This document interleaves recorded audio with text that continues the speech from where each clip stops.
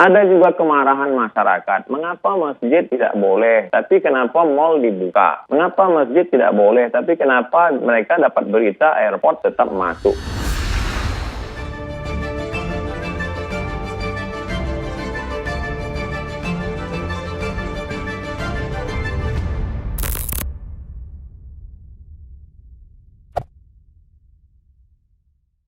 Bismillahirrahmanirrahim. Assalamualaikum warahmatullahi wabarakatuh.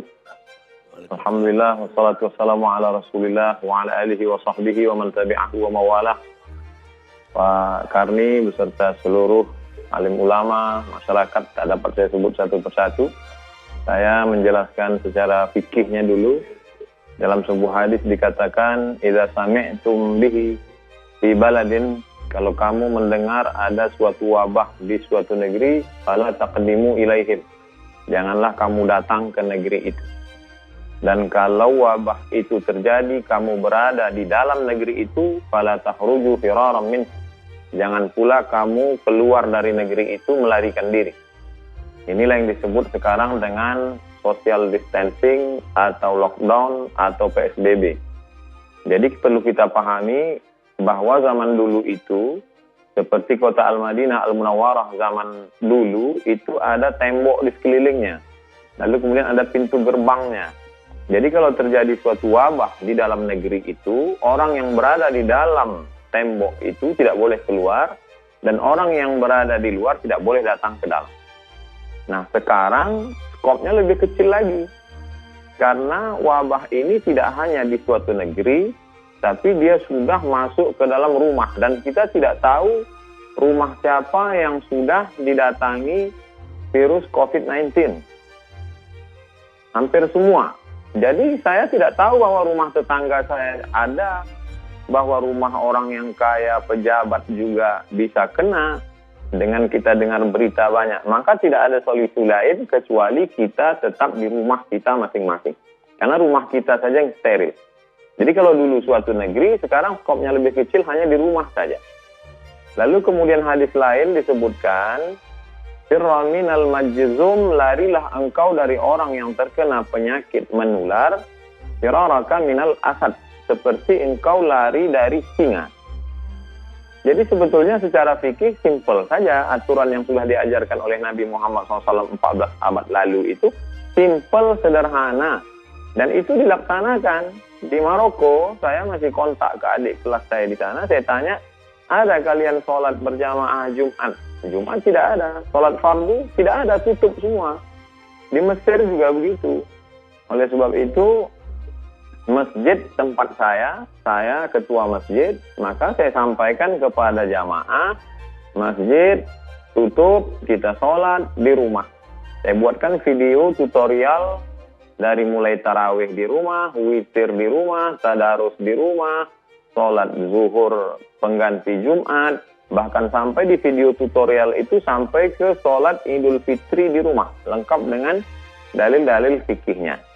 Tapi kan yang jadi masalah, tidak semua ketua masjid didengar oleh jamaahnya. Di beberapa tempat justru ketua masjid itu dikudeta oleh jamaahnya. Jadi dia dipecat jadi ketua masjid. Karena memang masjid itu dibangun oleh jamaah, ustadz-ustadznya diundang oleh jamaah, keuangannya murni jamaah. Maka ketika ada larangan, mereka bisa berkata, ini masjid kami yang bangun semuanya. Maka jadi sebenarnya masalahnya tidak sesimpel sederhana fikih. Tapi di sana ada masalah sosial, di sana ada masalah ekonomi. Jadi ketua masjid hanya bisa melakukan apa yang dia mampu saja. Bahwa di masjid itu saya membagi jamaah masjid itu 3 level. Yang pertama, yang hebat-hebat seperti harimau. Dia makan orang satu, itu setahun dia tidak perlu cari makan lagi. Kenyang setahun. Ini jamaah yang paling hebat. Yang nomor 2, ular sawah. Dia kalau makan kambing 1 kali, sebulan dia tidak perlu cari makan. Ini pun juga selamat. Tapi ada jamaah kita yang ayam kampung. Dia ceker pagi, makan siang, cari siang, makan sore. Maka ini yang kita data. Kita data berapa orang Jamaah yang mampu-mampu tadi kita buka rekening, kita terima bantuan, kita salurkan ke jamaah kita. Tidak kita ajak ke masjid, tapi mereka punya keterikatan emosional dengan masjid. Dulu ketika masa sulit, kamu dibantu oleh masjid. Ketika di PHK tidak ada kerja, sulit makan, maka masjid menolong. Maka bantuan ini kami bagi menjadi 3. Tanggal 10 April persiapan Ramadan, 10 Mei persiapan Idul Fitri, 10 Juni andai ini berlanjut. Jadi tidak hanya sebatas fikih, tapi di sana ada masalah sosial. Nah, di sanalah ada wibawa negara, wibawa kekuasaan. Oleh sebab itu, insya Allah jamaah akan mendengar kalau mereka perutnya kenyang, kalau mereka ada bantuan dan lain sebagainya. Jadi kalau berputar masalah fikih ini kita tak akan selesai. Karena dia akan pakai pendapat ini, pendapat ini, pendapat ini. Banyak sekali. Tapi yang saya terapkan di masjid di tempat saya, kita tutup sampai nanti insya Allah ini damai, selesai, barulah kita buka lagi sholat. Tentang masalah sholat tarawih, orang bisa sholat tarawih di rumah. Karena Nabi SAW pun sholat tarawih malam pertama, malam kedua, malam ketiga, Nabi tidak keluar lagi. Khasyitu an tufrada alaikum, aku khawatir nanti diwajibkan kepada kamu. Maka Nabi sholat sendiri. Lalu kemudian bagi yang ingin sholat tarawih di rumahnya, maka dia berjamaah. Begitu juga dengan witir, begitu juga dengan tadarus Al-Quran.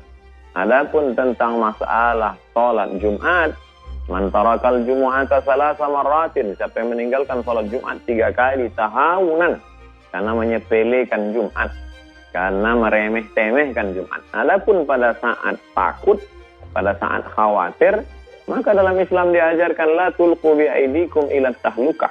Jangan kau jerumuskan dirimu ke dalam kebinasaan. Hanya saja memang wabah zaman dulu berbeda dengan wabah zaman sekarang. Wabah pada zaman dulu hanya terjadi di Mesir saja. Syekh Ali Jum'ah pernah menulis bahwa dulu penduduk Mesir pernah 20 juta, lalu ketika diserang oleh wabah hanya tinggal 2,5 juta saja. 17,5 juta semuanya habis.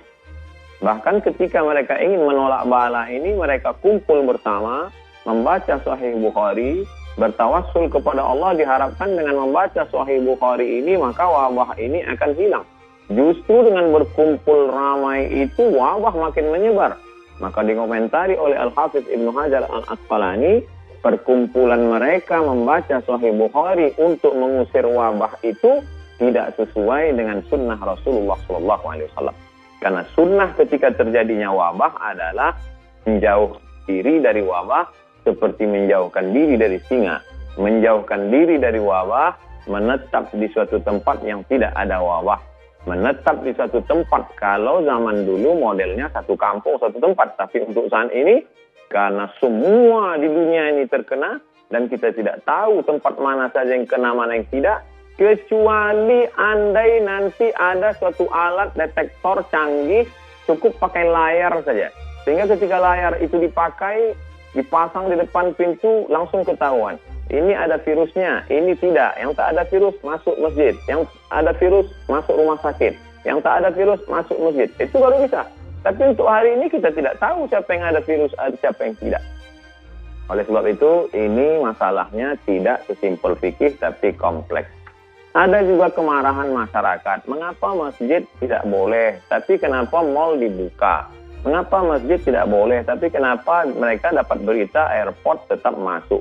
Jadi kemarahan masyarakat itu lalu dibalaskan mereka, akhirnya mereka ke masjid. Sebenarnya saya melihat masalah ini terkait dengan banyak hal, Pak Karni. Demikian yang dapat saya sampaikan. Wallahu a'lam bishawab.